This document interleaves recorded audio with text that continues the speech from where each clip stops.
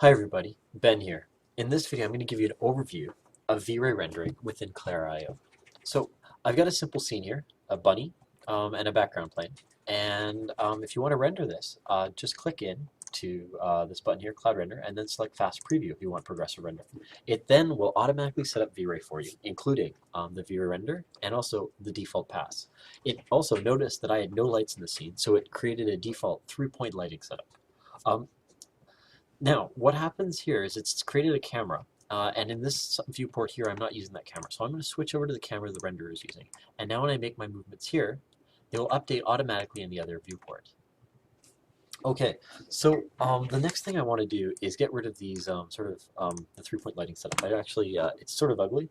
So what we're going to do is instead, we're going to use the V-Ray area light. We're just going to take that area light, we're going to move it up, and then we're going to move it forward a little bit. There we go. We're going to turn it. And then we're going to set the intensity a bit higher. Let's try something like 10. 10 works. Okay. So we'll zoom back in and we'll hide this light so that we don't see it in the viewport. Okay, so there we have a very simple lighting setup. The soft shadow from the area light is much more visually attractive. So the other part, so besides progressive rendering, we've integrated all of V-Ray's materials, or nearly all of them. So what we can do is we can pick V-Ray standard. And if you have the bunny selected, it automatically applies to the bunny. We can then from that set up emissive lighting. We can set up reflective lighting. We can make it transparent or refractive. We can make it sort of a ward, which is more of a metallic type rendering, and we can change its opacity.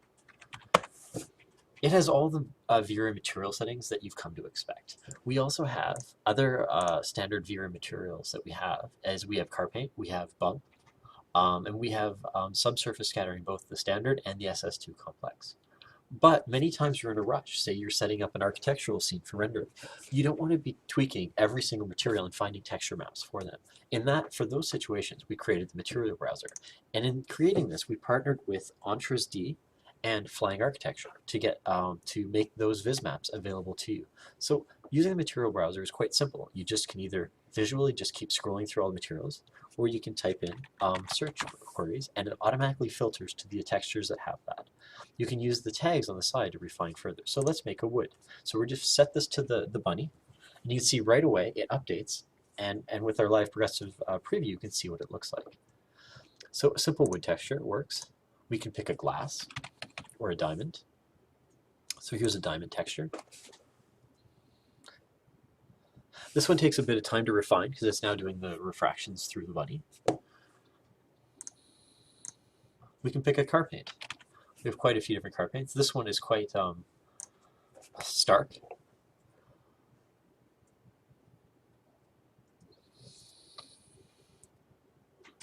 We have nice, we can see the nice flakes in the texture there. And there's lots of metals to choose from as well. So we can make a sort of a gold bunny. So that's our material browser. And I'll let you explore the 1,000 materials that we have in there. The other features that we have are things like dome lighting. So I can just click on dome light here, and it creates a hemisphere light. And that gives you a lot of sort of an environmental presence or ambient light that's very realistic. Let's change it a bit from the blue to a lighter blue here, so it's not too harsh. Okay, let's take out our area light. Many times when you're doing architectural rendering, you'll actually have fluorescent lights or light bulbs already in the scene. Now you could take each of those and try and fit an area light to that. But another approach that you can do is you can just find that object in your scene. Say if it's a fluorescent light, it could be something like a rectangle or a box. Such as, here's a box. And let's just move it over to the side and rotate it. Well, this could be your fluorescent light. To turn it into a light, it's as simple as selecting that object and then selecting the mesh light button. This turns it into a V-Ray mesh light right away. And so now we're using a mesh light. Again, very easy to set up, and if you want to just see the effect of that, we can turn off our dome light just there, and now we're just seeing that one mesh light lighting your scene.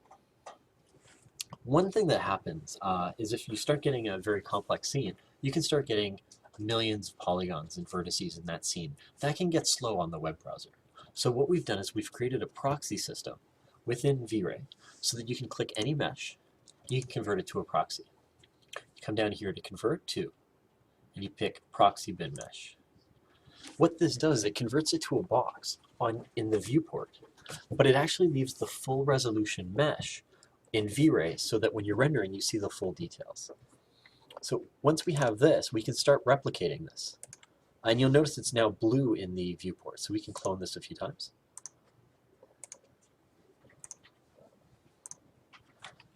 And let's move these out of the way. One here, and we'll move the other one over here. So now we have 3 bunnies. We can select these 3, and we can clone them again.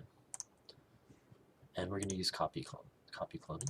And let me select those 3, and we'll move them back a bit. We can select all of them again. We can clone them again. So now we're going to have 12 bunnies. We'll zoom out a bit and then move these forward. Once you do the clone, you'll automatically be selecting the new objects, the ones you cloned. So there we go. And leaving them selected, we can then assign different materials to the different groups of bunnies. So we can make some made of tiles. We can make some others.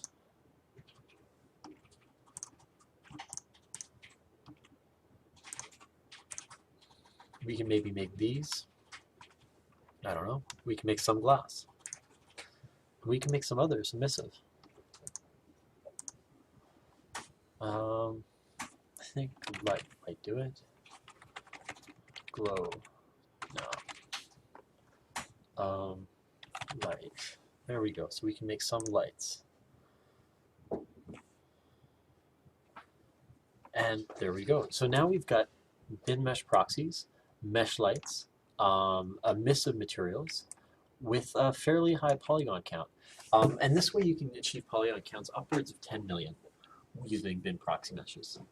And with all these materials, you can create a quite nice scene. So I've been using the progressive rendering, but if you want to do high quality rendering, just come here and click standard.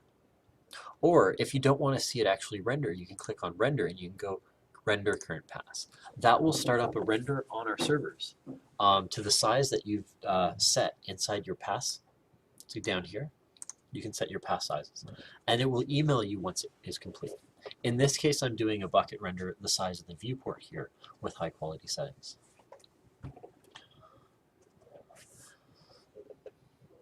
We've exposed nearly all V-Ray features. And those are available either through creating objects in the scene or on the V-Ray renderer itself. So you can control your whether you have caustics, your environment maps for reflect, and your global illumination. You can even control your image sampling, the color mapping such as gamma, and whether it's going to be clamped. And you can also change the iterations for your live rendering. So the other thing that we've done with this latest V-Ray release is we've made it possible to embed your scenes in web pages. And that's easy to do. So all you do to see how to do it is you come here to View. Now, View is your scene in our galleries. And here's the last thumbnail it rendered. It'll update to the latest thumbnail soon. But what you can do is you can click on this photorealistic tab. And as soon as you do this, it will connect to our servers and automatically start streaming that V-Ray render to you. And so you can now embed these in your web page to show off your renderers as live renders rather than just static images. If you want to get that embed code, all you do is you click embed here and you say you want to have it as the V-Ray rendering type rather than WebGL. And then you can either take this URL here and pass it around, or use the embed code here and put it into your web page that way. You can adjust the background colors and sizes here. So that's it for this update of V-Ray. Thanks for your time.